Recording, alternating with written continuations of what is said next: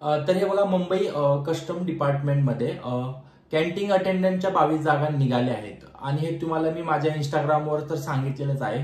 पण याचा offline form कसा भरायचा हे तुम्हाला एक्झॅक्ट माहिती नाही. तर मी आज तुम्हाला A to Z प्रोसेस सांगेन. आता बघा तुम्हाला हा ऑफलाईन फॉर्म भरण्यासाठी त्याचा एक ऍप्लिकेशन असतो. अशा टाईपचा एक ऍप्लिकेशन. आता हे ऍप्लिकेशन कुठे भेटेल? त्या कस्टमच्या PDF असेल त्याच्या खाली ऍप्लिकेशन भेटेल. अदरवाईज माझा टेलिग्राम चॅनल आहे. टेलिग्राम चॅनलवर जाऊन तुम्ही हे ऍप्लिकेशनची प्रिंट घ्या आणि झेरॉक्स मारा. आणि त्याच्यासोबत तुम्हाला काय करायचे, असं एक मोठा असे 2 लिफाफे लक्षात ठेवा. हे 2 लिफाफे, एक छोटा म्हणजे ह्याच्या आतमध्ये टाकता येईल असा एक लिफाफा ठेवायचे. अशा 3 गोष्टी तरी सध्या पाहिजेत. आणि प्रॉपर सांगेन की आता हा फॉर्म कसा भरायचा, कसं पोस्टल टाकायचं.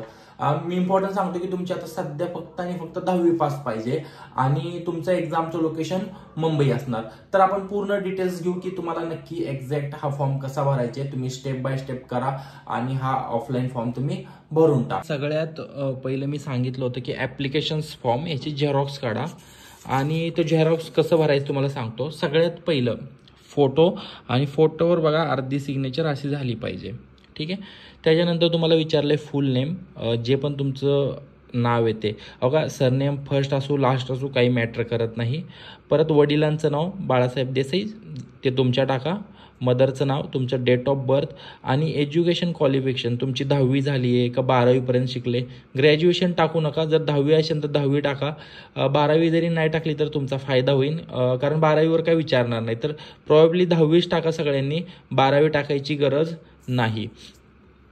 मग समजा तुम्ही 10वी केली आहे तर SSC लिहायचं, महाराष्ट्र बोर्ड, आणि तुम्ही 2014 म्हणजे कोणतं ज्या वर्षात पास झालाय ते.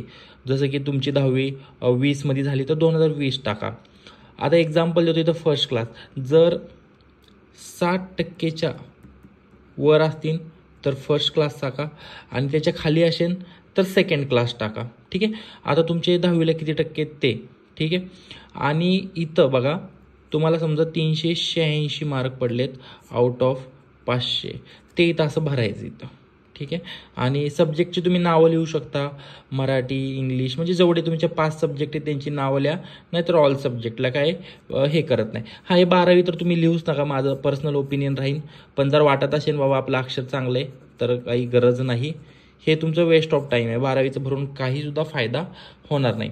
आता समजा तुमची कॅटेगरी कोणती आहे, जनरल आहे, SC आहे, ST आहे, OBC आहे, EWC जी पण आहे ती टाका. आणि ज्यांना कोणतंच आरक्षण नसतं ना ते जनरल UR मध्ये येतात तर हे टाकायचं. ॲड्रेसमध्ये थोडी जागा कमी आहे, कसं पण लिहा काही मॅटर करत नाही. सर्वे नंबर 3 छोट्या ह्याच्यातल्या, जेणेकरून जाईन की तुमचं मेन काय येतं, दिघी, तुमचा जिल्हा आणि तुमचं हे, आणि हा पिनकोड खूप इम्पॉर्टंट आहे. हा पिनकोड दिसला पाहिजे फक्त त्यांना. आधार नंबर प्रॉपर टाका, तुमचं 12 अंकी आलं पाहिजे. पॅन कार्ड नंबर आणि हे डॉक्युमेंट ह्यांनी जोडायला लावलेत. ठीक आहे. हे तुमचे आहेत. EWS एक कास्ट आहे तर ह्याचं काही वेगळं सर्टिफिकेट नसतं. तुमचा जो पण फोन नंबर आहे आणि ईमेल ID येते आणि इथली तारीख कधीची पण टाका, 30 तारखेच्या आतमधली, काही प्रॉब्लेम नाही. आणि सिग्नेचर. ठीक आहे. हे महत्त्वाचं आहे. हा प्रॉपर असा फॉर्म भरायचा. ठीक आहे. आणि ह्याच्यासोबत एक झेरॉक्स काढायच्या. मी तुम्हाला दाखवेन आता कोणत्या कोणत्या झेरॉक्स ह्याच्यासोबत जोडायच्या. म्हणजे काय करायचं, हा फॉर्म आणि याला स्टेपलर मारायचं त्या झेरॉक्सने. तर त्या झेरॉक्स कोणत्या कोणत्या राहतील तुम्हाला सांगतो. की बघा तुमची इम्पॉर्टंट असेल 10वीची मार्कशीट आणि 10वीची पासिंग सर्टिफिकेट, म्हणजे तुमचे 10वीचे 2 सर्टिफिकेट असतात ते दोन्ही सर्टिफिकेटचे झेरॉक्स जोडायचे. समजा तुमच्याकडे ह्यातलं एकच मार्कशीट आहे आणि त्याच्यावर डेट ऑफ बर्थ नसेल, म्हणजे 10वीचं एकच सर्टिफिकेट आणि डेट ऑफ बर्थ नाही आहे, मग जन्म दाखला त्याला बॅकअपला तुम्हाला जोडावा लागेल. जर 10वीचे 2 सर्टिफिकेट असतील, एक मार्कशीट आणि एक पासिंग सर्टिफिकेट, हे जोडलं नाही तर चालेल. Caste certificate, OBC, SC, ST, EWS, कुठलीही तुमची एक कास्ट असेल यापैकी तर तुम्ही काय करायचं, कास्ट सर्टिफिकेट जोडायचं, त्यासोबत झेरॉक्स जोडायची. ठीक आहे. ओरिजिनल जोडू नका, परत भेटणार नाही.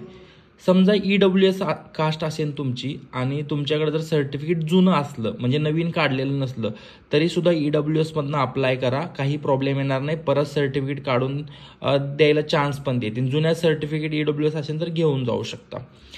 जर UR म्हणजे ओपन असेल, तुमचं कोणतंच आरक्षण नसेल तर कोणतंच सर्टिफिकेट लागणार नाही. आता बघा हे तर ह्यांनी मागितलेलं नाही आहे इथं झेरॉक्स, पण आपलं कसं काम आहे की बॅकअपला आधार कार्ड, पॅन कार्ड आणि डोमासाईल म्हणजे रहिवासी प्रमाणपत्र ह्यांचं काय करायचं, झेरॉक्स जोडायच्या. आता तुम्हाला सांगतो की ह्याच्यावर कसं करायचं असतं बघा. समजा तुम्ही आता तुमची सिग्नेचर मारली, ठीक आहे, आणि त्याच्या खाली लिहायचं सेल्फ अटेस्टेड. ठीक आहे, प्रत्येक झेरॉक्सवर जेवढ्या पण तुम्ही झेरॉक्स जोडल्या 10वीच्या 2 कास्टच्या ह्याच्यावर हे असं लिहायचं सेल्फ अटेस्टेड आणि वर एक झेरॉक्स मारायची. आणि हे झाल्यानंतर ह्या झेरॉक्ससोबत तुम्हाला मी सांगेन की आपले 2 फोटो, ठीक आहे, 2 फोटो बॅकअपला ठेवा, म्हणजे जे पासपोर्ट साईजचे फोटो असतात ते, हे 2 फोटो आणि हा फोटो, ह्याची सिग्नेचर ध्यान द्या. मी प्रॉपर बघा कसा फॉर्म भरलाय असा भरायचे. ठीक आहे, आता हे कसं होणार, ह्याच्यासोबत तुम्ही तुमच्या झेरॉक्स सगळ्या लावणार, म्हणजे हे फॉर्म आणि म्हणजे झेरॉक्स सांगितले त्याच्यावर सह्या करून ते तुमचं काम असेल. ठीक आहे, आता एक मी तुम्हाला सांगितलं होतं की 2 लिफाफे, तर ह्यातला जो मोठा लिफाफा आहे, ठीक आहे, मोठा लिफाफा असा भरायचा. ठीक आहे, जो मोठा लिफाफा असेल तो असा, त्याच्यावर काय लिहायचं, application for the post of canteen attendant. त्याच्या खाली काय लिहायचं, कॅटेगरी काय आहे तुमची, URA, OBCA, SCA, ST काही असेल ती लिहायची. 10वीचे पर्सेंटेज लिहा आणि फ्रॉम, अगं इथला तुम्ही कसाही ॲड्रेस टाका, एवढा काही इम्पॉर्टंट नाही आहेत. म्हणजे फॉर्म म्हणजे काय असतं की इथं तुमचं नाव येणार, तुम्ही ज्या ॲड्रेसमधनं पाठवताय ते, इथं कोण विचारत नाही, तुम्ही कसाही भरा, काही इश्यू येणार नाही. पण हे जे आहे ना, हे जिथं पाठवणार आहे हावाला address, to assistant commissioner of custom, personal and established section, 2nd floor, new custom house, Ballard Estate, Mumbai 4001. हा पिनकोड पण बघून टाकायचा, स्पेलिंग मिस्टेकसुद्धा नाही पाहिजे, प्रॉपर ॲड्रेस बघून हा इथं टाकायचा. आणि ह्याच्यासोबतच तुम्हाला अजून एक सांगतो, ह्याच्यासोबतच काय करायचं, एक छोटा लिफाफा. ठीक आहे, हा छोटा लिफाफा घ्या. आता ह्या तुम्हाला लिफाफ्याचं सांगतो की ह्या लिफाफ्यावरती असे जे स्टॅम्प आहेत ना, ह्याला चिटकवायचे. कशाने, आपल्या गमनी चिपकवायचे. ह्या छोट्या याला, मोठ्या याला नाही. आणि हा ॲड्रेस खूप महत्त्वाचा आहे, कारण ह्याच्यावर तुमचं ॲडमिट कार्ड ह्या पाकिटाच्या आतमध्ये येतं. To Raviraj Balasaheb Desai, survey number 3.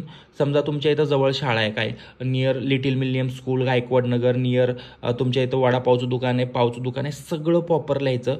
Dighi, Pune, Maharashtra. इथं फोन नंबर टाका, तुमचा पण टाका आणि तुमच्या मम्मीचा पण टाका, जेणेकरून काय होतं की समजा तो पोस्टमॅन समजा तुमचं ॲडमिट कार्ड घेऊन येतोय, ठीक आहे, तर त्याचं कसं असतं, घेऊन येताना कधी कधी काय होतं की तुमचा ॲड्रेस सापडत नाही, तेव्हा पोस्टमॅन कॉल करून सुद्धा देतात. आणि माहितीसाठी सांगतो की हे वरती पर्सेंटेज टाकल्याचा फायदा काय होतं की कधी कधी काय होतं की जास्त फॉर्म आल्यावरती पर्सेंटेज बेसवरती हे ॲडमिट कार्ड काढलं जातं. तर आता मी तुम्हाला बऱ्यापैकी तुम्हाला सगळ्या स्टेप सांगितल्या. आता एक शेवटची स्टेप सांगतो तुम्हाला व्हिडिओमध्येच काय करायचं, आणि त्याच्यानंतर मग तुम्ही अशा पद्धतीने फॉर्म भरायचा. तर बऱ्यापैकी बघा मी तुम्हाला भरायची पद्धत सगळी सांगितली, पण आता शेवटी काय असते प्रोसेस. आता बघा मी तुम्हाला हा ऍप्लिकेशन सांगितला होता, आणि ह्याच्यासोबत तुम्ही काय केलं, समजा सगळ्या झेरॉक्स जोडल्या, 10वीच्या 12वीच्या सगळ्या झेरॉक्स जोडायच्या. प्रत्येकावर सिग्नेचर हा कंपल्सरी पाहिजे. समजा तुमची जेव्हा सिग्नेचर होईल तेव्हा काय करायचं, ह्याला असं फोल्ड करायचं. कसं, अशा पद्धतीने एक फोल्ड करणं खूप गरजेचं आहे. ठीक आहे, तर ह्याला समजा तुम्ही हा तुमचा ऍप्लिकेशन फॉर्म फोल्ड करायचा असा. ठीक आहे,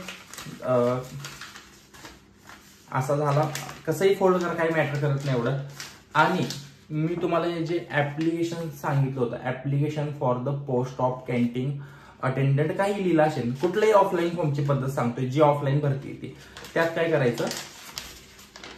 ठीक आहे, हे जे ऍप्लिकेशन आहे ते ह्याच्यामध्ये टाकायचं सरळ. ठीक आहे, ह्याच्यात टाकलं आणि हा लिफाफा, मोठा लिफाफा, आणि त्याच्यामध्ये ऍप्लिकेशन्स आपले गेले. आता तुम्हाला मी हा छोटा लिफाफा सांगितला होता, बरोबर, छोटा लिफाफा, पण ह्याच्यावरती हा 10 रुपये म्हणा, 15 रुपये म्हणा, 20 रुपये म्हणा, पण 10चा लावतात. हा स्टॅम्प लावणं खूप कंपल्सरी आहे. जर हे नाही लावलं तर तुमचं ऍडमिट कार्ड येणार नाही. हा फॉर्म पण ह्याच्या स्टिकर सोबत, म्हणजे ह्याला स्टिकर गमनी चिपकवायचा. आणि हा सुद्धा ह्या लिफाफा ह्याच्या आतमध्ये, ह्या लिफाफ्याच्या आतमध्ये डायरेक्ट टाकायचं. ठीक आहे, थोडंसं नीट टाका बघून. मी आता तुम्हाला व्हिडिओ बनवते, पण मी तर काय फॉर्म भरत नाहीये, मी तुम्हाला फक्त शिकवते. आता तुमचा हा पूर्णपणे लिफाफा रेडी झालेला आहे. आणि जे पण तुमचे फोटो, किती फोटो टाकायचे, 2 फोटो डायरेक्ट टाका. असे हा एकच आहे, 2, 3, 4 फोटो किती पण असतील त्याचे डायरेक्ट टाका ह्याच्यामध्ये. असं करा आणि ह्याला झालं, ह्याला चिटकवायचं. तुमचा आता लिफाफा रेडी झालाय बरोबर. ह्याच्यानंतर काय करायचं, हा लिफाफा घेऊन जायचं आणि तुमच्या इथं जे पण पोस्ट ऑफिस असेल तिथं जावा. आता तुमच्याकडे टाइम कमी आहे तर त्यांना काय म्हणायचं की सर ह्याचं स्पीड पोस्ट करा, रजिस्टर पोस्ट करू नका, स्पीड पोस्ट करा. त्याच्यानंतर तुम्हाला एक पर्ची देतात, त्या पर्चीवरून तुम्हाला कळेल की तुमचं 30 तारखेच्या आतमध्ये हा ऍप्लिकेशन गेला का नाही. आणि प्रत्येक ऑफलाईन फॉर्म असाच भरतात. आणि तुम्हाला आजचा व्हिडिओ कसा वाटला, कारण ऑफलाईन फॉर्म तुम्हाला माहित नसेल तर आज समजला असेल, तर आजचा व्हिडिओ तुम्हाला कसा वाटला तुम्ही मला इथे कमेंट करा.